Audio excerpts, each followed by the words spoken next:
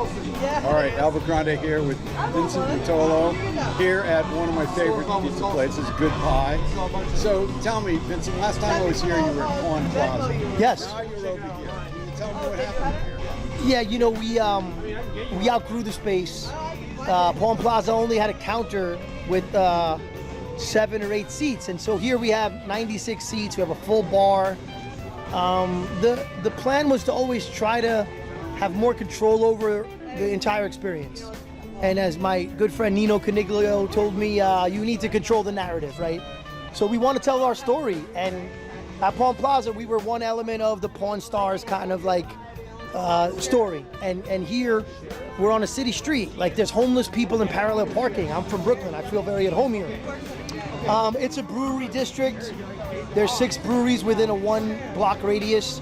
It's a true arts district, right? And so what I mean by that is there's the beverage arts, there's the culinary arts, there's the performance arts, there's the murals all throughout the whole neighborhood as an art. There's street performers here. And the list goes on and on. There's musicians.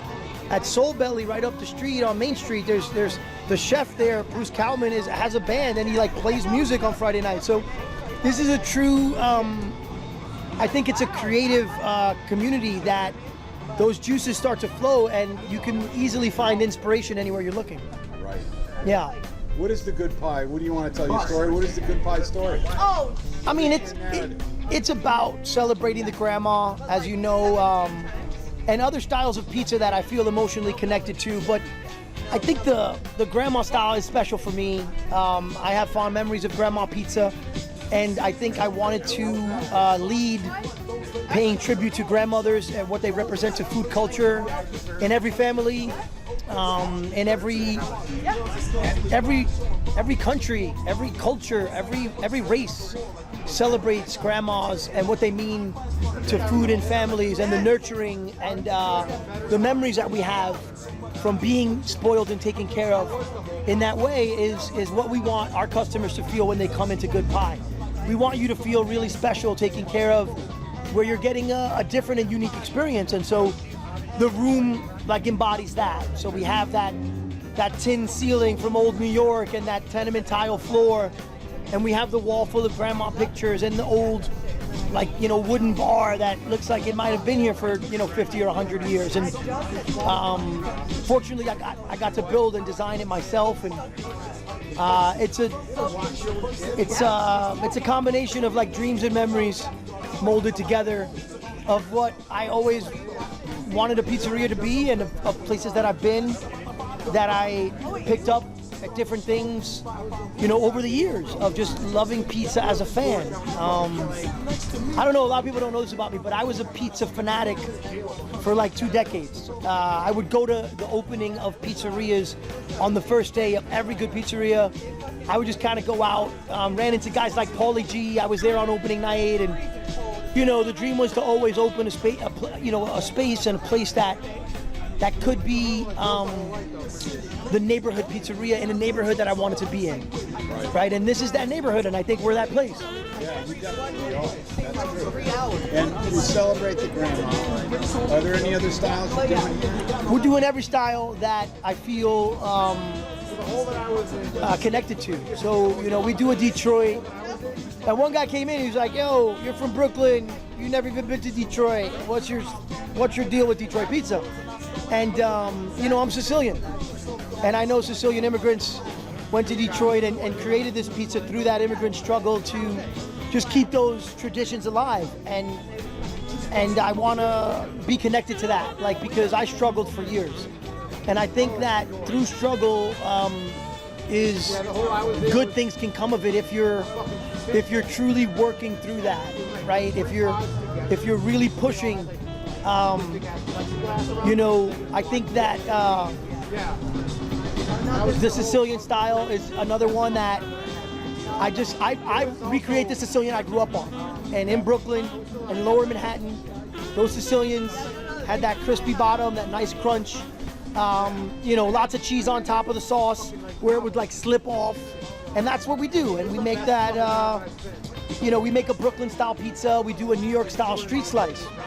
And so the Brooklyn pizza has fresh mozzarella. and the New York street slice has shredded mozzarella.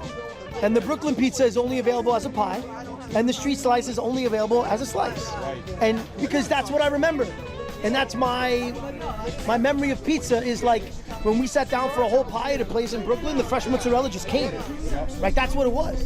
And most of the time the pizzaiola was making that cheese. And then when we went and got a slice on the go from like Joe's or wherever we got a slice, it was shredded mozzarella. So I just do that in my restaurant because I have the power to do what I want, right? So I'm just doing it that way because that's what I like. And I just want to keep those memories alive, you know, and I couldn't find places in Vegas that were bringing me close enough to what I remembered in New York. So I built it. So also, you kind of aligned yourself with some of the great pizza makers right here in Las Vegas. And you kind of formed this Las Vegas pizza. We did it, you know, I love John Arena. I have a lot of respect for him. He's a generous man, and I just called him. I got his phone number and just called him. And he came out to help and agreed to. I was the general manager of a restaurant called Flour and Barley, and they were trying to do a Sicilian, and I called him for help, like out of the blue. And we knew some mutual friends, and we've been close friends ever since. And you know, John's just changed my life and has really helped to lead me and mentor me in ways that other people haven't. And you know, a lot of the people who influenced me, it was really just them doubting me and me being that chip on my shoulder guy that had to prove them wrong. Right. But John treated me like I was like doing something before I did it. He treated me like I had already arrived when I had no, when I wasn't even deserving of it. Like, he came to my house one day for a pizza party and like brought mortadella and pistachio, and this is like 7 years ago when no one was doing mortadella and pistachio. And like, we were making pizza in my house, and you know, he just, he always would encourage me. And then I look back to those days, all those years ago, and I was really horrible. Like I was just bad. But he just would always find the good. He would find the good, focus on that, and tell me encouraging things. And like, I wasn't really treated that way before. It was always like people pointing out mistakes, and I treated myself that way. So when I started to see myself through his eyes, I just, you know, I became different. I changed. And then I started wanting to help other people, where I never wanted to help anyone else before I met John. And so now I think I have less to prove. I don't think that I'm satisfied with where I am and who I am as an artist. And I only want to give that feeling to other people. And it starts with my team and other pizza makers around me. So, you know, I'm learning how to do that, right? Because I don't do that. That didn't always come naturally to me. So learning how to help other people and truly be invested in someone else's success is something that I think is a worthwhile, you know, mission to have at this point in my life. I'm going to be 50 years old soon, and you know, I think that to get to this place and to get open, I pushed myself so hard. Like, and now that I'm kind of here, I want to open, you know, a bunch more, but I feel like there's like I accomplished a goal that was a long-term goal. And so I could, not that I could relax or be complacent, because I'm always gonna try to get better, but I look at the pizza making process differently now that I have this place. And I'm happier than I've ever been. Yeah, that's nice. What advice would you give someone that wants to get in the pizza business? That's what a lot of people are saying. Hey, I make good pizza. Yeah. I want to get in the business. Be a lot more humble than me. You know, follow pizza makers in your area. Eat a lot of pizza that's not yours. And be able to, like, I ate pizza for 20 years as much as I could and thought about pizza nonstop, and it just, like, you know, took over my life like by osmosis, and like it was gonna happen. Me opening this place was going to happen.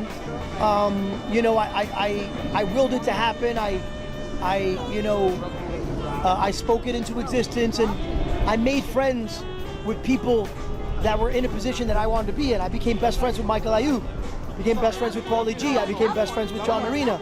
I surrounded myself with those group of people that I wanted to be like, and I just immersed myself into their lives. And fortunately, those men were kind enough to like allow me, you know, to be that, you know, and generous enough to teach me.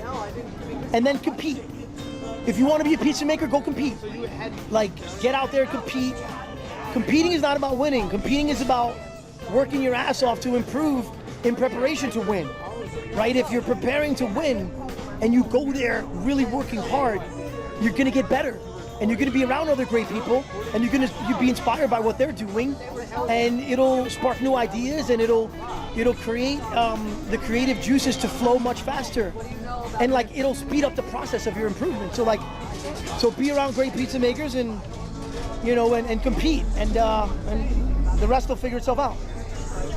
So how can people find Good Pie? Where are you located? How can they find out more about Vincent? We're in the heart of the Arts District, 1212 South Main Street, but the best way to do it is goodpie.com or at goodpielv on Instagram, or just Google Good Pie and check out what we're doing. But really, like, just come here and eat pizza. Come here, we have a slice window, we have a takeout counter, we have a beautiful bar with a full cocktail program.